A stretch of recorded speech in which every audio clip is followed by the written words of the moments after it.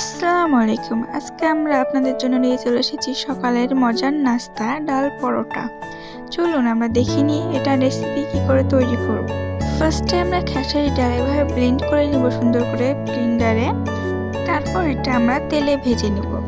তার জন্য সামান্য পরিমাণে আমরা তেল কড়াইয়ে নিয়ে নিব।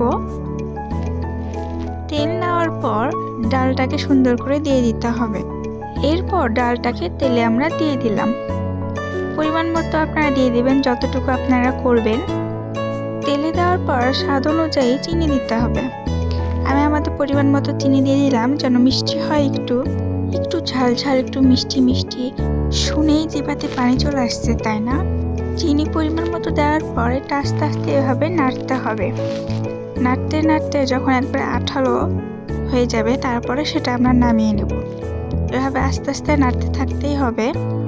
এভাবে নাড়তে নাড়তে একবারে হালুয়ার মতো হয়ে আসবে, লাল লাল হয়ে আসবে, তখন আমরা সেটা নামিয়ে নেব। দেখতেই পাচ্ছেন আমাদের অনেকটাই হয়ে আসছে। এখন আমরা এটা নামিয়ে নেব। নামিয়ে নেওয়ার পর এটা আমরা আটার সাথে এভাবে মিক্স করে সুন্দর করে আটাটাকে সেনে নিতে হবে। এটা আমরা ক্যামেরার বাইরে অফ ক্যামেরাতে আটাটার মধ্যে ঢেলে দিয়েছিলাম। তারপর এখানে আমরা দিয়ে দিব ধনা পাতা, পেঁয়াজ পাতা এবং মরিচ পেঁয়াজ। সাথে আপনার গাজর থাকলে আরও দিলে ভালো হয়, যদি আমার বাসায় গাজর ছিল না তাই দেওয়া হয়নি। গাজর দিলে আরও কালারফুল লাগতো। যাই হোক, সব দেওয়ার পরে ভালোভাবে মিক্স করে সুন্দরভাবে আটাটা সেনে নিতে হবে। তারপর আমরা সামান্য পরিমাণে পানি অ্যাড করে দিলাম। পানি বেশি দেওয়ার প্রয়োজন হবে না, যদি দরকার হয় তাহলে অ্যাড করতে হবে।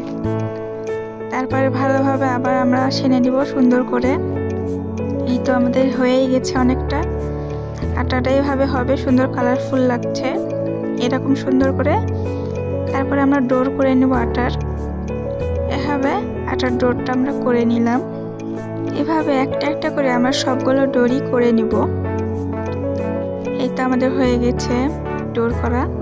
তারপর আমরা বেলুন পিঠে দিয়ে সুন্দর করে এভাবে বেলে নিব আটাটা। তারপর আমার বোন আবার হার্ট শেপের পরোটা করতে গিয়েছিল। এই তো দেখতেই পাচ্ছেন সবগুলো এভাবে বেলে নেওয়ার পর এবার আমরা ভেজে নিব। ভেজে নেওয়ার জন্য তেল দিয়ে দিলাম। তারপরে এই তো পরোটা দিয়ে দিলাম। পরোটা এক পাশে হয়ে যাওয়ার পরে তো আর এক পাশে আমরা উল্টিয়ে দিব।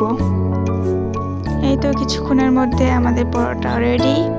একটা একটা করে এভাবে ভেজে নেব।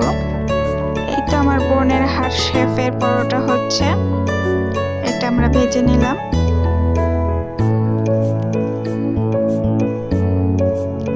এই তো একটার পর একটা ভাবে আমরা সবগুলো ভেজে নেব। আমাদের প্রায় কমপ্লিট। এই তো দেখতেই পাচ্ছেন লাস্টে কতটা টেস্টি আর ইয়াম্মি লাগছে। আপনারা এভাবে সকালের নাস্তা দ্রুত করে নিতে পারেন। আজকে এই পর্যন্তই। আল্লাহ হাফেজ।